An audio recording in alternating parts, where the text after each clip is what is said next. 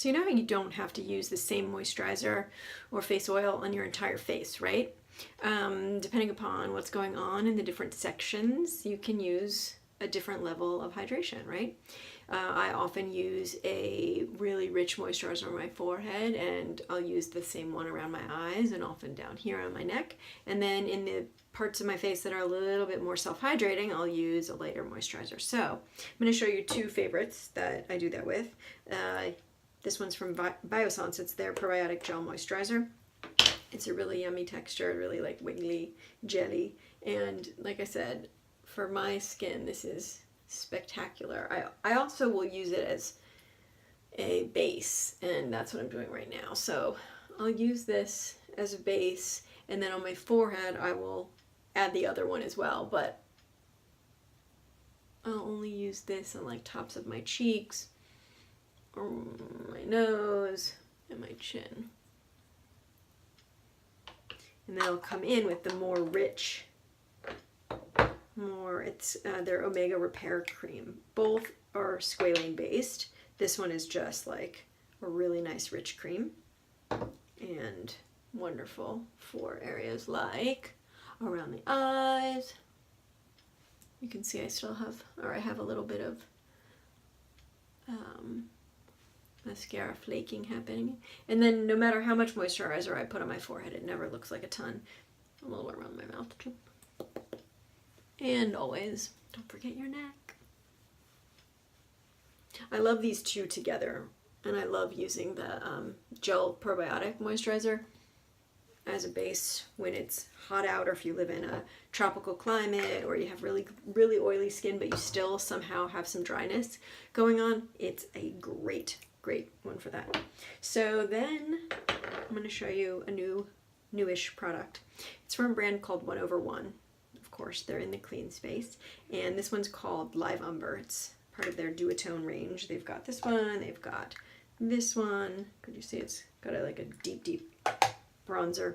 This is a great one for my skin tone, a couple skin tones deeper too. Really nice, easy to work with, great consistency.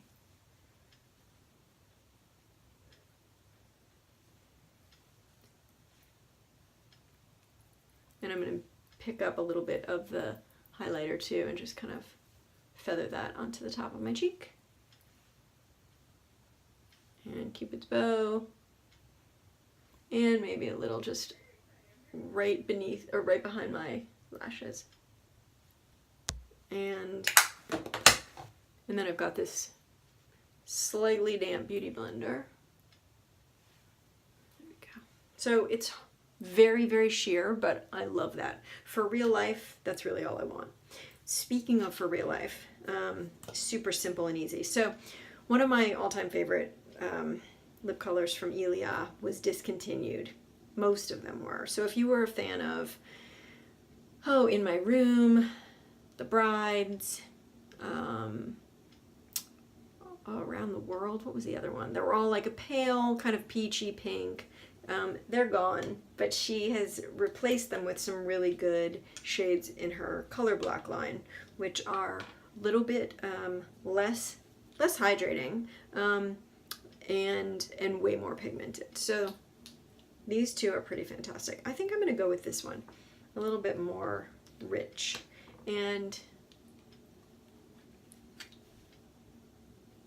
just going to do a quick swipe. Again, this is Marsala.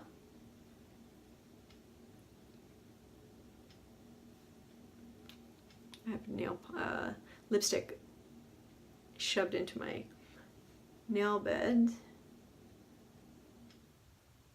So different ways of keeping your lipstick on longer, right? So many different ways to do it. A little bit of powder on top can often help.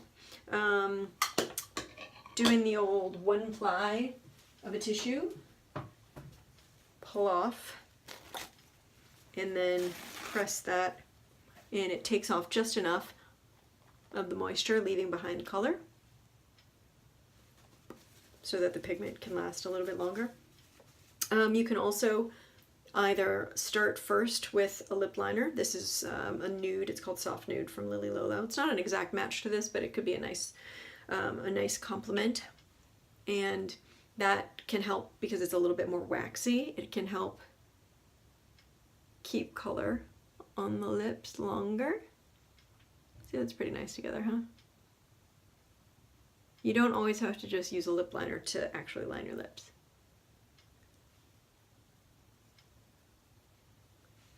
It's funny that I can't see into the mirror so well from right here. So one interesting thing I want to talk to you about is face shape and highlight. So early on in my career, I would powder people pretty similarly, T-zone, right?